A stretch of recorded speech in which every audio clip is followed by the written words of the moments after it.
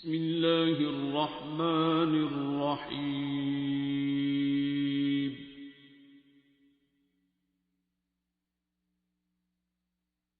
अर्रहमान।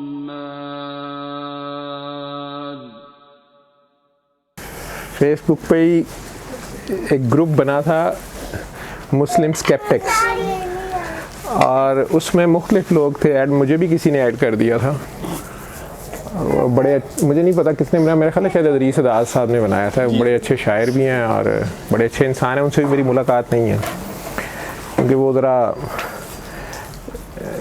Sober मुतहम्मल मिजाज और decent उनका जो है स्ट्रेचर, ऐसी मुंडे खुंडे टाइप स्टाइल।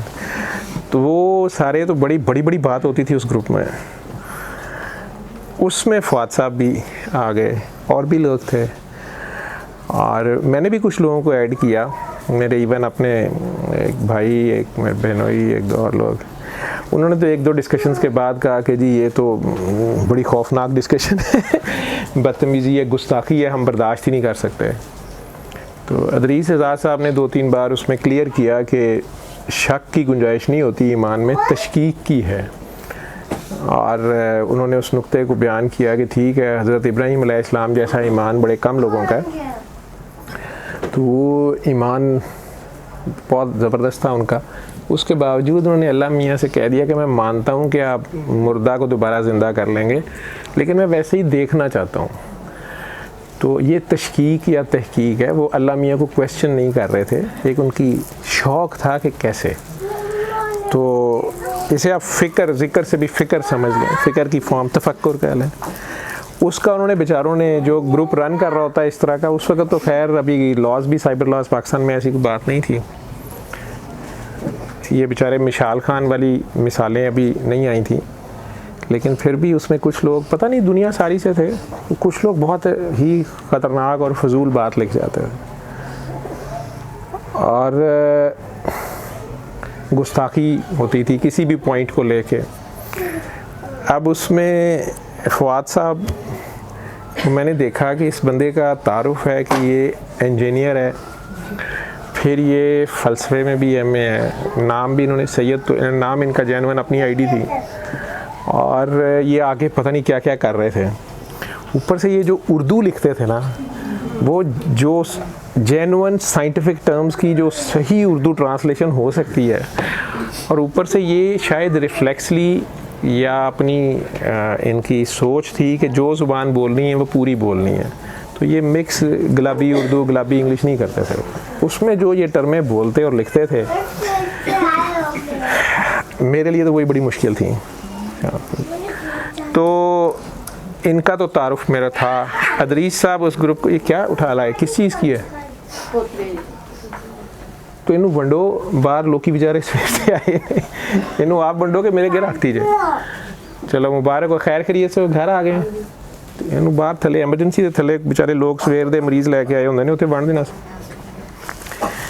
तो बहरहाल बिल आखिर उसमें बड़ी बड़ी फजूल बात भी करते थे। उसमें एक चीज़ ये थी कि कुछ लोगों ने फेक आईडी बनाई होती थी, और उसमें उसमें उनका बहाना ये होता था जी कि हमने तो क्वेश्चन करना है, हमने तो एतराज़ करना है, नौज़ बिल्ला फ़लानी आयत पे, मज़हब, मुख्तलिफ मज़ाहब, नाम से ये भी नहीं पता चलता था वो किस मज़हब से है। तो फ़लसफ़ियाना सी गुफ्तगू या जैसी भी थी, उसमें मजहबी की बजाय सूफ़ी टच के साथ, यानी बर्दाश्त दिखाते हुए कि जी गुफ्तगू हो रही है, बैनुल मज़ाहिब गुफ्तगू जैसे हो रही है, उनके एतराज़ात का भी जवाब दे रहे हैं, कुछ कर रहे हैं। तो सारे उसमें कमेंट्स लिखते थे बड़ी बच के, लेकिन कुछ लोग उसमें बहुत बदतमीज़ी या गुस्ताखी कर जाते थे। तो फ़वाद ने बड़ी पेशेंस से उसमें चलना, अदरीस साहब ने संभालना। मैंने थोड़ी बहुत बात के बाद, मेरे ज़्यादा बात जो होती थी उल्टा क्वेश्चन होता था अगले बंदे से, और शरारत करके बीच में मैंने सूरह रहमान का मैसेज अपना दे दूँ कि मैंने निकल जाना। बाद में वो डिस्कशन किधर जा रही है मैं कम ही देखता था, लेकिन उसमें कई बार कुछ ऐसी बातें गुस्ताखाना कई बार हो जाती थी कि बड़ा गुस्सा भी आना कि क्या है, लेकिन उन लोगों का पता नहीं होता था कि ये आईडीज़ किसकी हैं, कौन है, मुख्तलिफ़ कंट्रीज़ से। पिछले दिनों मुझे बड़ा अजीबोगरीब तजर्बा हुआ है, तो आपसे शेयर करता हूँ मैं। आखिरकार वो ग्रुप टूट गया 4-6 माह के बाद ही। अदरीस आज़ाद साहब नहीं, उसमें कुछ लोग आपस में डिस्कशन हो रही थी, उसमें गालियाँ भी फुल चली, गालियों पे आ जाते थे बीच में कुछ लोग और बड़ी गंदी गालियाँ, और फिर वो मज़हब को एक दूसरे को, और एक अजीब तरीका कार हो रहा है कि ऊपर बड़ी अच्छी डिस्कशन, सॉलिड डिस्कशन चल रही है और बड़ी सीधी सीधी लग रहा है कि ये 2-3 जो भी बंदे हैं ये सीखना चाह रहे हैं या पूछना चाह रहे हैं, ये इनके दिमाग में एक बात है वो उसकी तहकीक कर रहे हैं, पूछ रहे हैं। अब फॉर एग्ज़ाम्पल वो कोई करबला से रिलेटेड है, वो अहले बैत से रिलेटेड है, या वो खुलफाए राशिदीन के बारे में कोई बात है, या इस्लाम के किसी बेसिक कॉन्सेप्ट में भी इसमें थोड़े थोड़े इख्तलाफात सारों में हैं। अब वो की ऐसी बात है अचानक उसमें किसी बंदे ने आना, उसने फॉर एग्ज़ाम्पल उसने शिया बन के उसने सुन्नियों को गाली देनी शुरू कर देनी, या उसने सुन्नी बन के शियाओं को गाली देनी शुरू कर देनी, या जो बंदा सबसे अच्छा ठंडे मिजाज से क्वेश्चन कर रहा है समझ रहा है, उसे अचानक उसे कहना तू तो कंजरा है ही कादियानी फलाना गाली। अब वो एक दम से अचानक ज़हरी बात है, अब आगे से वो उस पेज पे ही चल रहा है सारा कुछ, थोड़ी माँ दी थोड़ी भैन दी, वो डिस्कशन वहीं रह जानी। और वो आपस में जो कि तासुब है मुख्तलिफ मुसलमानों के जो मुख्तलिफ ग्रोह हैं उनका आपस में, वो उधर वो कहानी शुरू हो जानी, बात सारी ख़त्म हो जानी। तो वो अदरीस साहब ने काफ़ी अर्सा मैं उसे नोट करता रहा कि वो बेचारों ने बड़ी संभालने की कोशिश की। एक दिन किसी ने नबी करीम सल्लल्लाहु अलैहि वसल्लम के बारे में बहुत ही बकवास कर, उन्होंने कहा मैं आज से खत्म, मैं नहीं बर्दाश्त, खुद ही उन्होंने कह दिया मैं नहीं बर्दाश्त कर, हालांकि वो बहुत टॉलरेंस के साथ, और बीच में बेचारे इल्लामा इकबाल की भी मिट्टी प्लीद हो जानी, ठीक है, उसकी शायरी जी वो सारी उसने अंग्रेज़ों की चोरी की हुई है, बड़े बड़े फ़िलासफ़र थे उसमें, कुछ के आइडियाज़ जेन्युइन थे और कुछ के आइडियाज़ का पता ही नहीं था, नाम भी अजीबो-गरीब थे। एक साहब मेरे क्लिनिक आना शुरू हुए हैं कुछ अर्सा पहले, अब उन्होंने एज ए पेशेंट मुझे दिखाया, ये 1.5-2 साल का,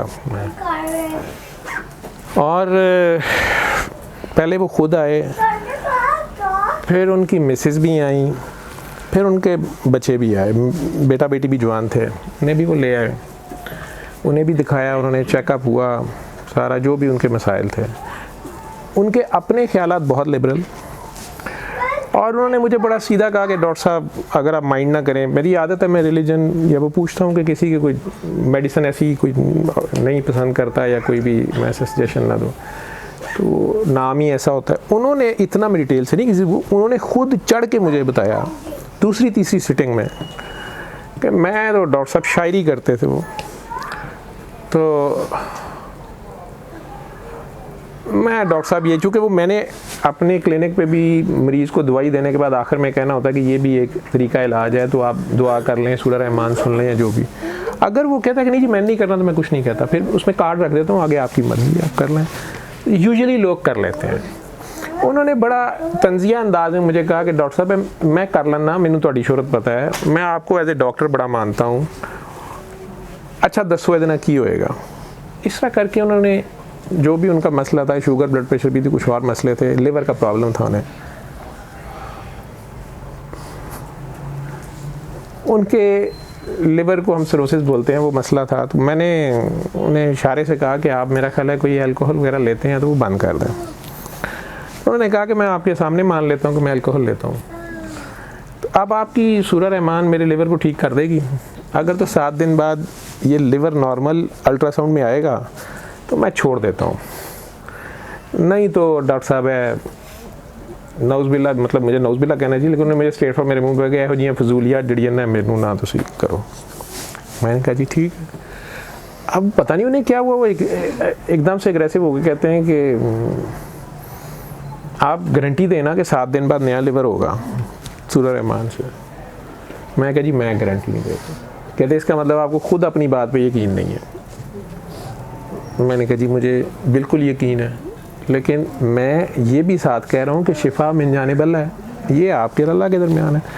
अब अगर आप मुझे चेक कर रहे हैं या सूरह रहमान को, मेरा ऐसा कोई दावा नहीं है। मैं तो ये कह रहा हूँ कि if you have no hope, if you have no other remedy, तो आप इसको साथ कर लें। आप कह रहे हैं मैं इंग्लैंड से हो आया हूँ, मैं फ़लाँ जगह से हो आया हूँ, वो कह रहे हैं लिवर ट्रांसप्लांट कर लें, ये कर लें, वो कर लें, और साथ आप शराब छोड़ दें। तो अगर आप शराब छोड़ेंगे, आप तौबा कर लें सच्चे दिल से, तो अल्लाह पाक करम कर सकता है। ये जितना लिवर काम कर सकता है माशाल्लाह आप चल फिर रहे हैं, ठीक हो जाएगा। उन्होंने उसमें मुझे कहा कि डॉक्टर साहब सॉरी टू से मैं असल में एथेइस्ट हूँ, और पढ़े लिखे आदमी, मतलब मुसलमान, वो नाम भी उनका सारा कुछ। उन्होंने कहा अगर आप माइंड ना करें तो कुछ नहीं, उन्होंने और तारुफ नहीं दिया। उन्होंने कहा मैं गुस्सा ना करो, मैनू मारना दियो, इस तरह की बातें। तो मैं नहीं मानता कोई अल्लाह शल्लाह, मैं चुप कर गया। मैंने कहा जी ठीक है, आपकी मर्जी है। एक आध विजिट के बाद वो अपनी मिसेस को लाए।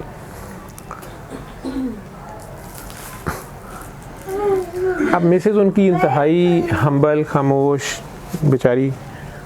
उन्होंने वो की भी, उनका जो भी प्रॉब्लम था, सूरह रहमान मेरे क्लिनिक पे भी 2 मिनट सुनी, जिसके लिए भी उन्होंने लाए थे।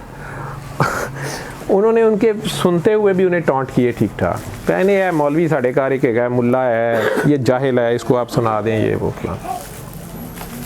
वो बेचारी, मैंने नोट किया कि वो उन्हें कुछ नहीं कह रही थी। और बच्चे भी उनके बहुत ही अब्बू जैसे, मतलब वो अम्मा का उसमें कोई रोल नहीं था। बच्चे भी उनके काफ़ी पढ़े लिखे मॉडर्न थे। बच्चों के भी मसाइल थे, वो भी 2-4 बार आए। अब रिसेंटली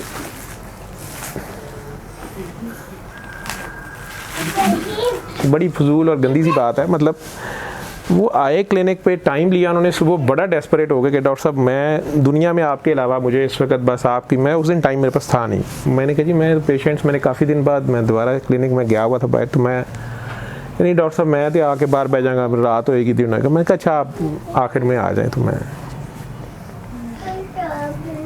मुझे लगा कि शायद इनका लिवर डिकम्पनसेट कर गया, तो इनकी तबीयत ख़राब है, या कोई ब्लड वॉमिट आ गई है या कुछ। बात वो कोई ना बताएं, लेकिन फ़र्स्ट टाइम मुझे घबराए हुए मिले वो। उन्होंने जब वो आए, उनके बेटा बेटी भी साथ थे, अंदर आए। अब वो बड़ा अजीब सा माहौल। बहरहाल मुझे कहने लगे जी कि इन दोनों को सूरह रहमान सुनाएं। मैं परेशान, ये बंदा मुझे कह रहा है इन दोनों को सूरह रहमान सुनाए, मतलब। और वो दोनों बच्चे वो बिल्कुल ऐसे जैसे वो मेरे सर पे एहसान करके अब्बे के साथ आ गए हैं। मैं वो बाजार ऐसे करके, वो बेटा भी बैठा हुआ है, बेटी भी बैठी हुई है। बीवी उनकी वाहिद, जिन्होंने, मैं गया जब मैं, मतलब वो अंदर आए हैं, वो अंदर आके एक कोने में वो बैठ के उन्हें रोना शुरू कर दिया। वो रोई जा रही हैं। उन्होंने उनको फिर 2-4 गालियाँ निकाल कर तू बाहर चली जाओ। वो बेचारी बाहर चली गई। अब मुझे कोई पता नहीं इनका क्या मसला है। मैंने फिर, मतलब मेरा तो नुस्खे का चक्कर है, मैं क्लिनिक पे तो मैंने पैसे लेने हैं या कंसल्टेशन करनी, टाइम है। मैं कहा जी आप मुझे कोई बात बताएंगे, मतलब सूरह रहमान तो फिर आप दुआ सेशन है या कुछ है। वो नहीं डॉक्टर साहब वो उधर नहीं आया जा सकता। मैं कहा जी आप मुझे कुछ बताएंगे।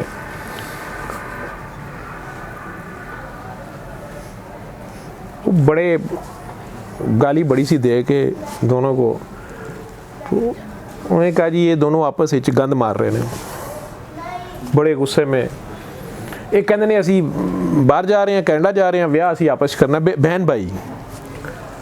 और अब ये साहब बेचारे सख्त परेशान, और वो कहे मैं अपनी अखा ना देखिया, और डॉक्टर साहब इन्होंने समझाओ।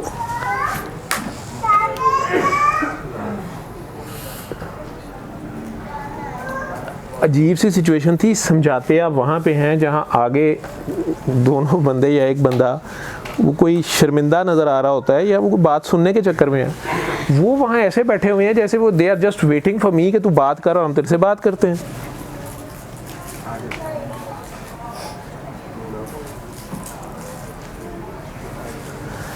आप अंदाज़ा लगाएं, एक फिजिशियन है, वो क्लिनिक पे बैठा है और उसके सामने आके खुद फादर और वो 2 बहन भाई, और वो पढ़े लिखे लोग हैं। अब उन्हें मैंने क्या समझाना है, और मुझे ये बात कोई समझ नहीं आ रही कि ये मेरे पास अब इन्हें ले आए हैं, मैंने क्या कहना है, मैं कोई समझ नहीं मुझे आ रही थी। मैंने उस बच्चे से कहने की कोशिश की, मैं कहा बेटा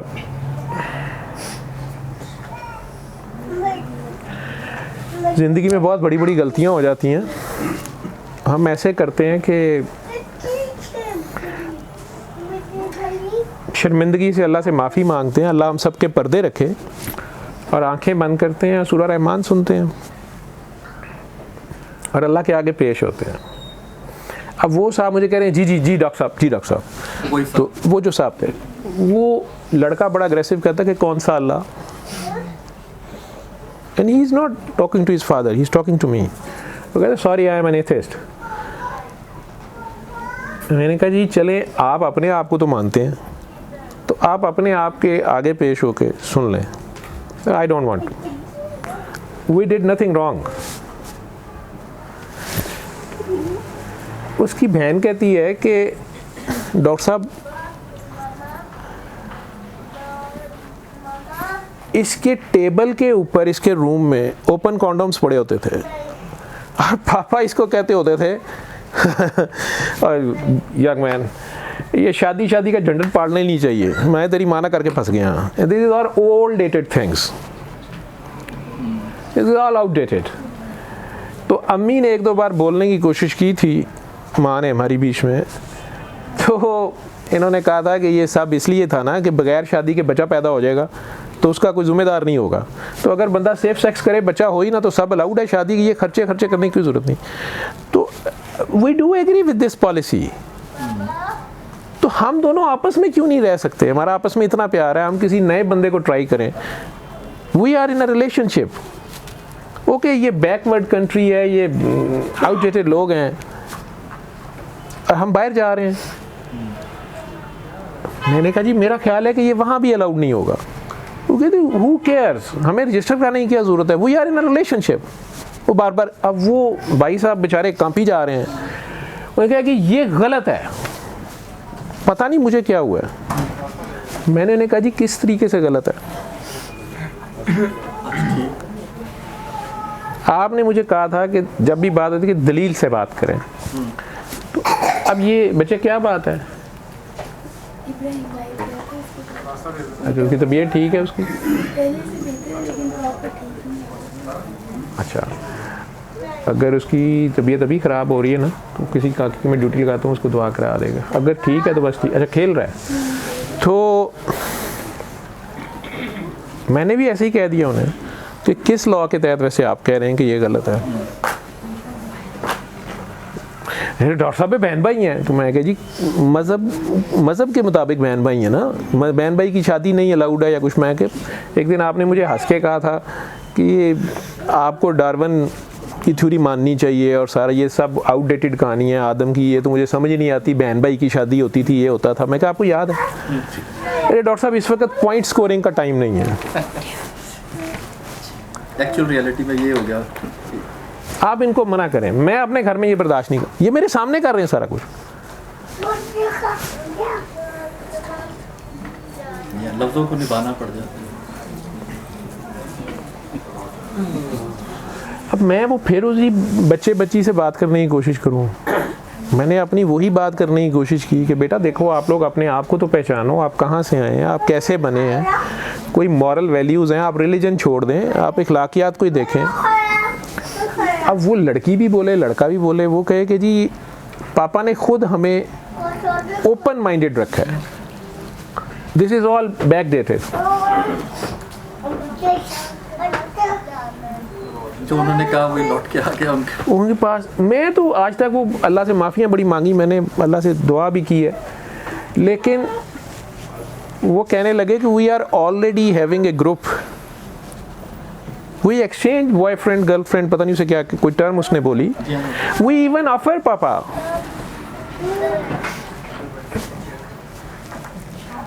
we can have exchange of partners, not permanent but maybe for just taste। मुझे अंदाज़ा हुआ कि ये तो अब जो है मतलब ये वो हद आ गई है जहाँ पे आप कुछ भी नहीं कर सकते। तो अब वो साहब ने जो मैं सरप्राइज़ हुआ, वो एकदम उठ के मेरे पाँव में गिरे हैं और मैं कहना शुरू हो गया कि डॉक्टर साहब आपको याद है कि वो मुस्लिम स्केप्टिक्स के ऊपर मैंने आपको बड़ी गालियाँ निकाली थी। मैं कहीं मुझे तो ये भी नहीं पता कि आप उसमें थे। कई फेक आईडीज़ थे, मुझे नहीं। उन्होंने 3 आईडीज़ मुख्तलिफ कोई नाम लिए, वो भी मेरी थी, वो भी मेरी थी, वो भी मेरी थी। और डॉक्टर साहब वो जो मैं कभी शिया बन के सुन्नियों गालियाँ देता था और कभी मैं वो किसी मतलब गालियाँ देता था, कभी मैं शियों को गाली देता था सुन्नी बन के, और कभी मैं कुछ करता था। ये मैं अकेला नहीं था, एक ये मेरी थी और ये मेरे साथ 3 और दोस्त हैं। एक कोई ऑस्ट्रेलिया में था और एक कोई पता नहीं कहाँ था।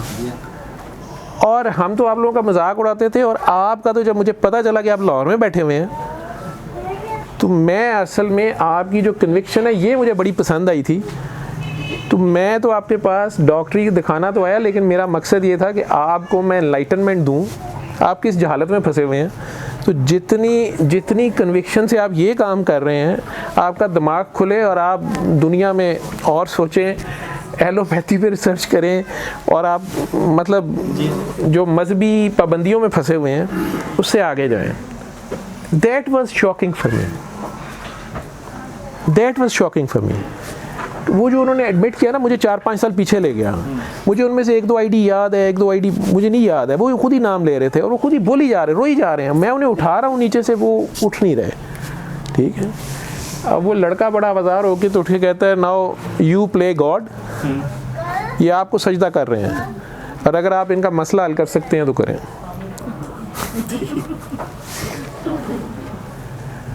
वो मैंने बहरहाल उन दोनों बहन भाई को तो मैंने कहा, मैं कहा बेटा अभी भी आपके पास तौबा दर खुला है, अल्लाह का दर खुला होता है। मैं आप लोगों को कुछ नहीं कहता, अल्लाह आपके पर्दे रखे। कुछ मैंने उनसे डिस्कशन की, वो दोनों बड़े ज़ोर से दरवाजे मार के, उनका एक ही बात था कि what is harm in it, we love each other rather than trying new people. जैसे किसी से लड़ी गई, किसी के मुंह से मुझे गंदी बू आती है, किसी में ये होता है, why not, I know my brother.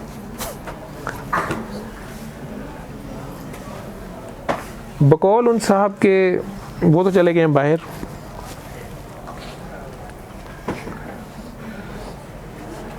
एक आध बार उनके मैसेजेस आए हैं, मेरी माफ़ी की दरख्वास्त करें,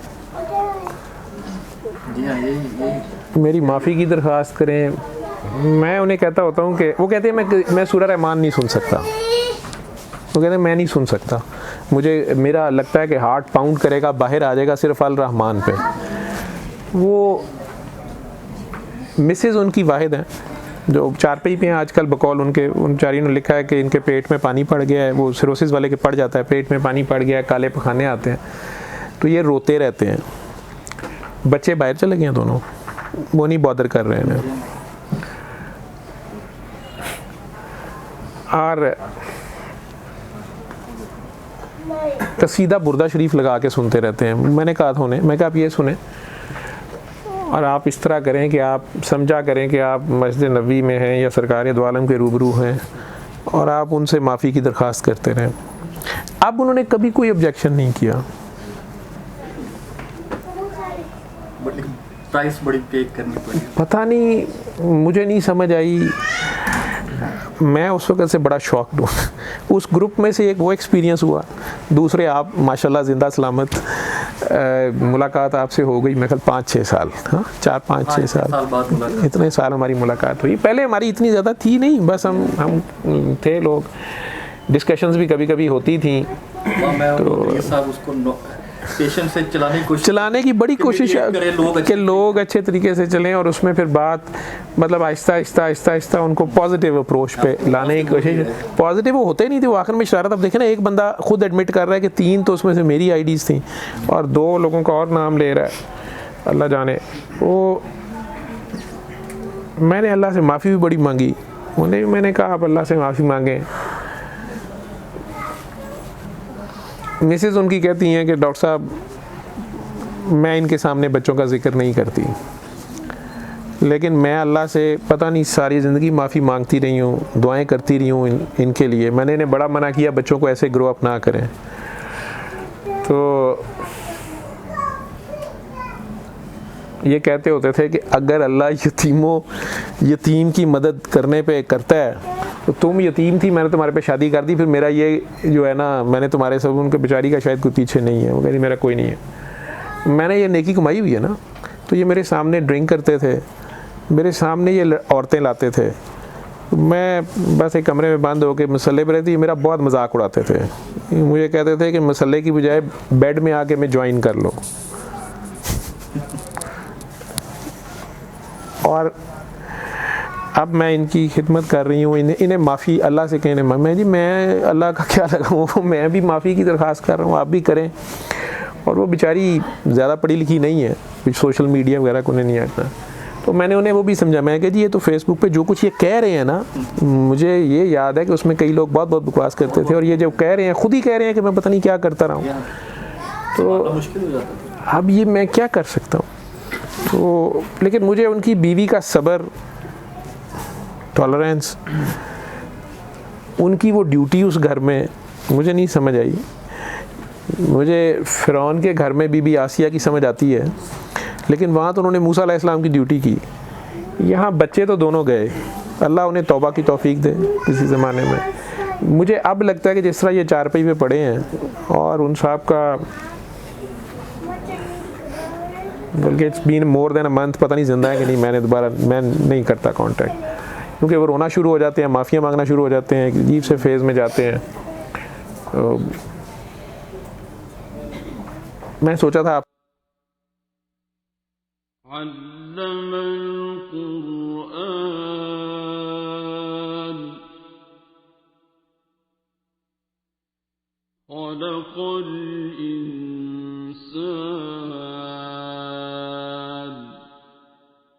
علمه البيان